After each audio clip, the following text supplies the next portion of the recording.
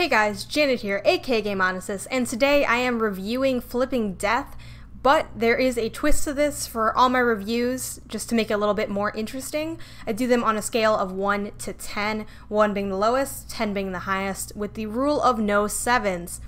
7's are often given out because a lot of games aren't quite good, but they're solid, so it kind of ends up becoming this default cop-out answer. So for that reason, we're just going to throw 7 out the window and proceed with our reviews. So, let's get into it. Published and developed by Zoink Games, Flipping Death's puzzle platforming offers us a wacky story with a generous amount of humor sprinkled throughout. Having reached an untimely end, Penny finds herself covering for Death himself while he takes a vacation to the moon. You'll spend the game helping ghosts accomplish unfinished business by possessing the living. It's an amusing tale with a few narratively engrossing moments. While most of the humor is odd, there are plenty of straightforward, hilarious scenes, like this one.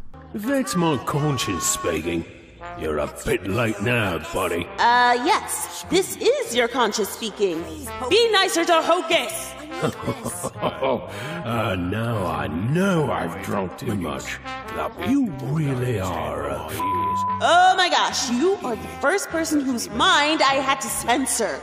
What is wrong with you? Bring it, lady. Oh, it's on. At the same time, there are points where the jokes feel like they're trying too hard, feel a bit shoehorned in. Only I hadn't internalized the culture of toxic masculinity around the station, wherein even seeking help is seen to be an admission of weakness and must be avoided at all costs. Guess I'll never get the help I so clearly need. I'm all for calling out toxic masculinity, but this joke just fell flat. Fortunately, cringe moments are few and far between. The writing is the game's strongest quality and is rivaled only by its incredible soundtrack and breathtaking art style. Playing Flipping Death feels like controlling a Halloween pop-up book, and it's an aesthetic I never knew I always wanted. While jumping is certainly involved in Flipping Death, it offers little in the way of platforming, especially while in the world of the living. In the afterlife, jumping becomes a bit more involved, but using your scythe to launch yourself upward becomes a bit frustrating when you can't lock onto the right environmental element. This can come back to bite you when you're trying to collect souls, which are required to possess the living, of which there are 3 different types. The best element of platforming came from evading these jelly ghosts, who explode after chasing you for a few seconds and failing to touch you. A great way to get good with that scythe. Time challenges were fun at first, but as they became more complicated, they only served as a reminder that Flipping Death's platforming plays like an afterthought. Puzzle-wise, you spend the game, well, flipping between the worlds of the living and dead, with what you do in one realm affecting the other. These environmental puzzles require you to possess different townspeople in order to reach your goal, but as you get further into each chapter, more goals come up, at times leaving the player unsure of what to do next. Luckily, there are hints available that I used extremely often, simply because trying to go it on my own felt sort of impossible. Or at the very least, like it would take so much time that it would kind of detract from the experience itself. While it was great for that Zoink Games took the time to include these hints, the need to rely on them removes some of the usual satisfaction you get from a puzzle game, which is figuring it out for yourself. The gameplay loop of trying to achieve one goal, but picking up errands along the way that in turn actually do help you achieve the original goal, grew a bit stale in the game's later hours.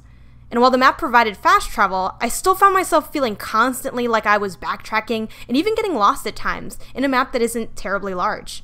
The wonky physics is in keeping with the game's goofy tone, but it created a few moments where I struggled to do incredibly simple tasks, such as pushing wood into an oven or moving a piece of bark to the side. While this was typically solved by fighting with the controls for a few moments, there were a few times where it made me question my solution to the puzzles themselves. Is the game not registering what I'm trying to do, or is this not what I'm supposed to be doing? Flipping Death's final third gave you a nice gameplay shift, in which you played out a few memories and even took on a fetch quest.